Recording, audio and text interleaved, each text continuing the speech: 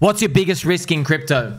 Your biggest risk is being under-allocated to the crypto cult you log into every single damn day and watch 200,000 members yell, shout, and scream bullish targets because they know in their hearts it's going to pump again. But for some reason, you don't have enough coins. Remember that. I promise you, this has been the mantra of 2012, 2016, and 2020. You go back to each of those Bitcoin halvening years, and now we're in 2024, a Bitcoin halvening year. If you look around and you see loud people somewhere, your biggest risk at that time was fading those loud people. It was every single time. Every time. People who believe confused because we just had a DeFi alt season that went up a bit, okay? But people didn't actually believe in their projects. They just were there for the money. They were there for the yield, okay? They were there for the yield to dump and leave and quit. But this is not what we're about now. We are seeing great things out here. This is a duck with a necklace piece of bread. It's about 120 calories per slice, my friends. So that is what should be running through your mind. You're like, oh, what if these guys actually take it to the top? What if the guy in the Pikachu hat actually gets the Poker Center, Poker Family? What if they freaking moon? What if it is leverage on PulseChain? What if Richard Hart is the biggest slingshot leverage on Ethereum? My gosh. What if Ethereum is slingshot leverage on Bitcoin? What if Ranny Boo, shout out to Crypto Banter family, what if Ranny Boo selling the bottom of Ethereum and ETH BTC marked it? What if Uniswap, otherwise known as Unisoy, leaving that also marked the bottom? Oh my gosh. What if ETH goes up, makes Pulse goes up, makes Hex goes up, then Pika goes up? Oh my gosh. You should get fear at that, by the way. You should have so much fear in your hearts, because if you miss out on something like that, where we can like tell you the clear logical path of how these things happen, liquidity rails, the global liquidity index, and all these. And if you don't act, if you don't have at least like, put $1 in, put $1. If you lose your buck, I'll cover you. Okay, just do something. Do something. That's what I'm telling you. Do you lose? That's on you. Okay, friends. Look, go back to every single cycle. Don't you wish somebody literally grabbed you by the balls or the ovaries and yanked them and said, "Listen to me. Put your money in this thing." I wish somebody did that for me. No one ever did that. You want to know why? Because they got a bit of doubt. They're like, oh, if it doesn't work, I'm not going to feel good, etc. Right? But you and I, we anchor to the unicorn in our mind, because we're like, oh man, if only somebody forced me to buy Bitcoin and told me, don't ever touch it ever again. Wishful thinking. Okay, you have to take risk. That's it. If you want reward, you have to take risk. We are taking risks. You know, when I made all these videos, friends, most hated crypto cycle ever. Look at these. This one, I'm actually a friend. Most hated crypto cycle. The most hated cycle. The most hated cycle. Oh my gosh. The most hated and hardest crypto cycle ever. PulseChain and Hex are the most hated coins. My gosh. Somebody stop this man. He's about to crank some Pokemon music. That's right. That's right. We're not here to mess around.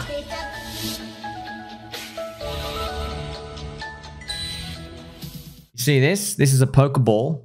And I am going to catch you because you're my friend. You see that? I'm telling you now, man. I woke up every day, every single time I posted all these videos. I promise you, friends, when I posted them, I'm like, oh, what if I'm wrong? Ah, screw it. But yeah, I actually think like that. I go, man, what if like I'm really, really, really wrong? What if I cement in my mind an idea and I'm too scared to flip it? What if I'm too scared to switch? I actually think like that, friends. And you know what? Only the paranoid survive. Literally, only the paranoid survives. Shout out to Mr. Protege. Got to check out your videos, man. I can't imagine the work you'd put in. Is this an AI? No, it's actually real. I trade the market up, down while being long-term curious. When they make profits, like holding in a Bitcoin or Ethereum or a core coin that you believe is going to appreciate over time, right? Some people stack the S&P 500. I made 3,800 videos here, friends, telling you relentlessly. I warned, most hated cycle ever. I'm like saying the most entertaining outcome would be if meme coins flooded the top 100 and they were a response to the VC grifter coins, and it's like a message to the market saying we need to be cleansed. Not the memes of you VC coins. You guys have no product market fit. You're doing nothing to onboard the community. You're just writing code in the background, and it's dangerous because your code can just be copy pasted most of the time anyway. So actually what you're doing is you're looking for a one-cycle grift to pump and dump. Oh, man, it's going to be crazy, friends. Mindshare has been sticky. yet many people are still underexposed and fading it. Don't forget, man, these memes, friends. Memes were super strong and they are not relenting. Speaking of memes, friends, I want to give a special 3 claps for Mr. Durkey Turkey. He has done the most badass trailer. I don't know if I can play all of it because it's going to get pinged, but man, this goes hard. This is a DickWifButt trailer, friends. It's not enough to just be in an altcoin. It is not enough to be in a meme. You must be the meme. DickWifButt. Look, we need This is so good. This is very important. Why memes will go way higher. those that you do see that are this is abs, friends. This is amazing. This is I watched it 4 times and I got goosebumps. And I love the thought of people watching this being confused and then seeing this. I want to see this. Whee! Do you want to know why DickWifButt is cute and special, friends? It looks like a Pokemon. And it's older than Bitcoin. If you watch my videos, friends, what I tell you? A lot of the secret to memes have been the things that are older than Bitcoin. Because all the millennials and the Gen Xers and the boomers, they have a high probability of knowing what they are and they have the highest income. They have the highest money to spend. Okay, now I made videos on this and I know a lot of you loved it and appreciated it. And I'm like, you know what? We're so early, none of this has any chance of going viral. They're only going to figure it out at the end. Okay, so this type of creation, like, look at Mr. Durkey Turkey. He's dressing up as a giant dick butt. Dressing up as a giant dick butt. Where's his Igon layer suit? Where's his Pooey Foundation suit? Where's his Molestia logo? There's none. No one cares. Literally no one cares. We're here for the memes. I've got a giant lollipop, okay? So if you don't like it, you can go and suck it. By the way, the market's going to decide. And also, friends, look, if you're here to buy low, sell high, if you're here to buy value, the thing's 5 million market cap, by the way. It's on PulseChain, not financial advice. Sell everything. I don't want to hear about it. Go buy stocks and bonds. I can't tell myself, friends and family, buy into this VC coin. It's $780 million market cap, day one. They didn't let us in, man. These things let us in. This ratio chart, though, friends, as I showed you, this is actually juicy. So this is the most important thing that you're looking at. Okay, you're looking at a thing, a community. That's what they are. What are altcoins? They're just entry tickets into a community. Some things make you laugh. Some things make you cry. Some things are serious, philosophical movements, whatever they are. The biggest edge you have, say on DickWifButt, and if I show you like Pika on PulseChain as a spear of the Poker Center coins, there are many others, all the cute ones, and they're all battling for attention. And you know what? You might even say they're battling for my attention, which is true. Yeah, I want to see something that can inspire. See, friends, Pika on PulseChain, on the surface, it's just a Pikachu coin. Also, you have Mr. Kumamon. I think Mr. Orange Gooey was tagging me. I got so many messages to go through, friends. So Pika is not just a Pikachu coin. Come on, and a human, okay? And when you hear something like this, think about the magic. Think about the music.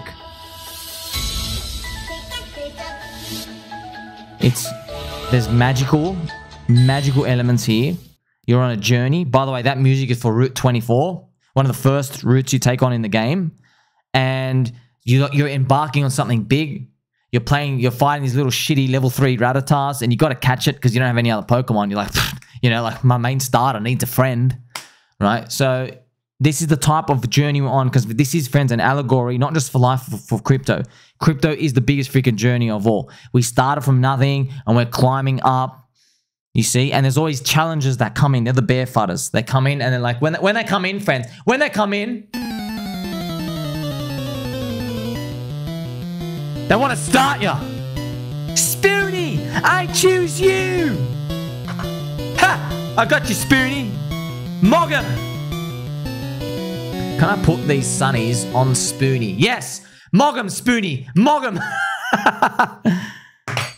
We just had way more fun than in the past 2 years, I've had to even read a tweet about any VC airdrop scam grift the coin, by the way. Literally, in those 30 seconds, friends, I'll remember them more than anything else we've seen in crypto where all these other Jeets have to farm and all this stuff and worry about the foundations keeping all the coins, okay?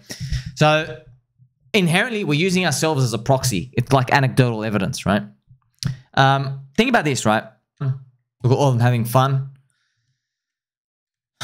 There have been 2 miracles of crypto. The first miracle was when Bitcoin hit $1.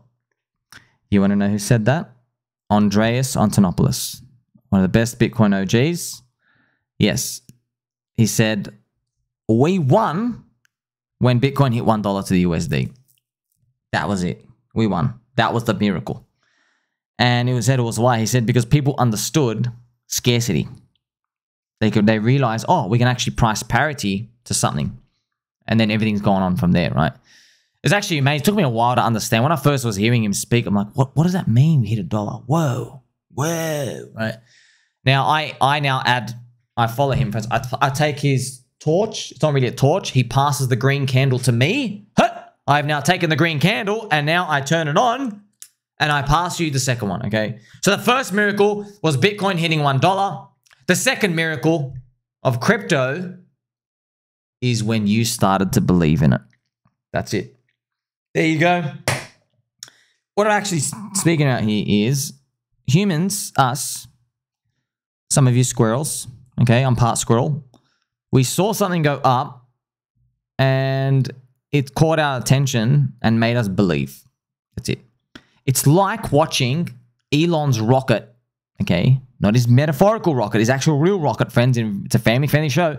Watching his rocket launch into space. It just evokes this emotion of like dreaming, big, bigger than life, like a large-scale thing. Well, it makes you feel small.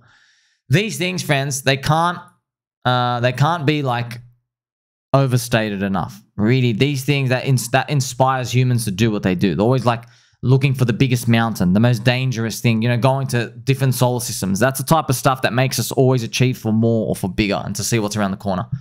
However, the real part of the bull market, baby dolls, hasn't even started yet. Check out this duck with a mad wig. Okay? Trust me, the real market scenario we're looking for hasn't started yet. Wait until you see Jeet sell coins 30% down in a day. There's going to be people, friends, they wake up, they don't check the phone for like a month. A coin's ran up like 20x. And, you know, this person has like, you know, maybe they put in 5 grand. Now they've got like 100 grand or 300 grand, whatever. They just sell all of it. They're like, wow, I'm out. And it will get eaten up the first few times and they will be embarrassed. So I'm here to tell you, not financial advice, friendly tip. Don't Jeet all your bags in one click. You will regret it. I promise you, you will regret it. And you don't even have to wait long. Trust me, you will regret it. You're just going to see people come in because you don't see them. They're all lurking. You know, there are buyers everywhere. Not everyone wants to buy market highs. A lot of people want to see Jeet rinse. Then they start coming up. In fact, people love seeing, friends. I'll give you an example, right? There are people out there who look at Pika, for example, okay? They'd like to see Pika's at 9.4 million market cap. There are people, they would like to see something like this happen, and they don't mind buying Pika at 11 million market cap. They don't mind buying it higher than today because to them, it's cheaper now that the Jeet is gone.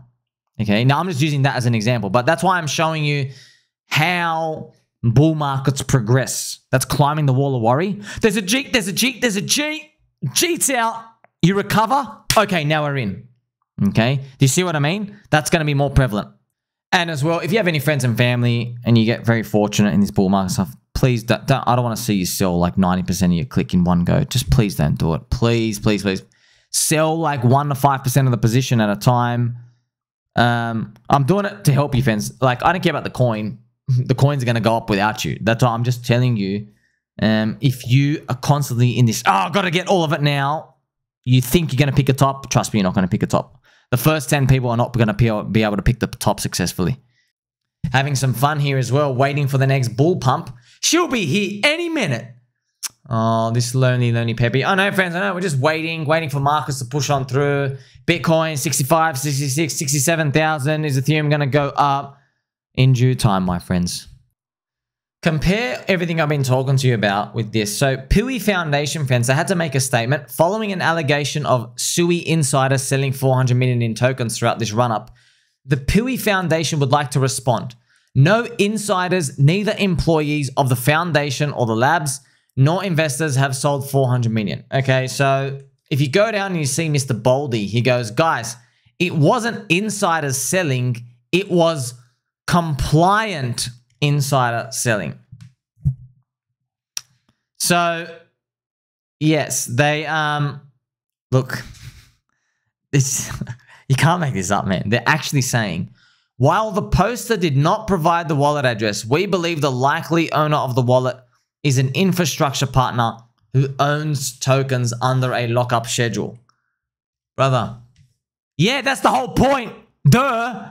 He's trying to say, hey, watch out. There are people with locked up tokens that are getting unlocked that are dumping on you in the background. Simultaneously, there's all these influencers coming out who never talked about Pooey in their whole life. I've spoken about Pooey more than them. And now they're saying, Pooey has amazing technology, everybody. Did you know Pooey is amazing? Where's your Pooey tattoo? You don't have it. Hex have tattoos. PulseChain have tattoos. Where's your necklace, friends? Where's your necklace? You want me to get the necklace? Huh? Where's your Pooey necklace? Where's your PulseX logo as well? Okay, you don't have one. Where's your... See, friends, they don't have these things. They don't have them. Where's your 15-year staking lockup? Where's your 2 conferences per year? Where's your doxed faces who aren't getting paid? Okay, there you go. Had to add the asterisks because there are doxed faces. They're all getting paid. You don't have any of that, okay? I wish Pooey well, okay? I think the founder... Is that the one where the founder looks like Liu Kang? Like an Indian version of Liu Kang, the Silver Fox guy? Or is it Craptos? Either way, friends. I mean, like, look, everyone's going to do whatever they want to do. I want the biggest slingshot leverage, man. I don't want to deal with this VC unlocking Hara anymore. Dude, we went through this. They don't... It does the same thing every time. It goes up. Everyone thinks it's going much higher. They're paying everybody. The tokens get dumped. And then they realize in the next cycle, bear market, oh, golly gee, did we get weeded out because we never developed the community? Oops, you know, the market is just looking so bad right now. I guess we're going to have to move on. If there's one thing I just want to show you, friends, Hex from Ethereum can teach the entire crypto industry a big lesson. Okay, now Hex from Ethereum, contrary to what soy boys think, friends, Hex from Ethereum can go to 0. I wouldn't give a shit. Okay, I'm fine. Everyone's fine financially if it goes to 0. Okay, that's just me. So I'm just telling you, it is an amazing story to cover if you are new to crypto. The eHex story will literally, it'll teach you everything about crypto you need to know. The story has everything. Firstly, a 10,000x, what's possible. Then you have a 99.9% drop, also what's possible. But now you have the founder who said, yeah, I don't really like you, and this thing happened. Okay, if this thing goes up, okay, remember, it allows you to stake. It does. But what I'm here to tell you is there are a lot of people, they think Hex from Ethereum, it's going to die because you can't stake long term because maybe the Ethereum gas fees and they're going to be too high in the future. Okay, man. I got a news flash for you. Is Bitcoin and Doge dead when they have no staking? No. You can't stake your Bitcoin. You can't stake your Doge. They're still alive. They're doing very well, aren't they? You know, friends, Bitcoin is so competitive to earn staking yield, which is Bitcoin mining. It's so competitive, you can't even mine if you tried. There are too many Jeets in there hooked up to the grid to farm their little yield. Hex from Ethereum, right? It's only got one big seller now, BankX. And they're forced sellers, which is it's the best thing of all, number one. And number two, they've left a lot of these limit orders in the book so the market can just chew them up. You know what I mean? Friends, I've traded markets since 2011, okay? There is, you know what I used to dream about? Do you want to know what I used to dream about? I'm not joking. What I used to dream about was a market to capitulate and then a big offer to appear. So everybody in the office, we used to, that was our dream, literally our dream, because we would all hit into the offer ourselves and the market would just flash up once it all got gobbled.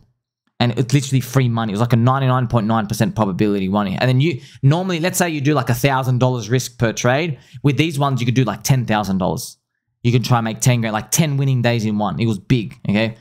So when I see on a big macro scale, an enormous seller, BankX, that has all these limit orders down here, look what it looks like on a linear chart. I'm like, dude, thank you for putting your offers down here, right, and not up here.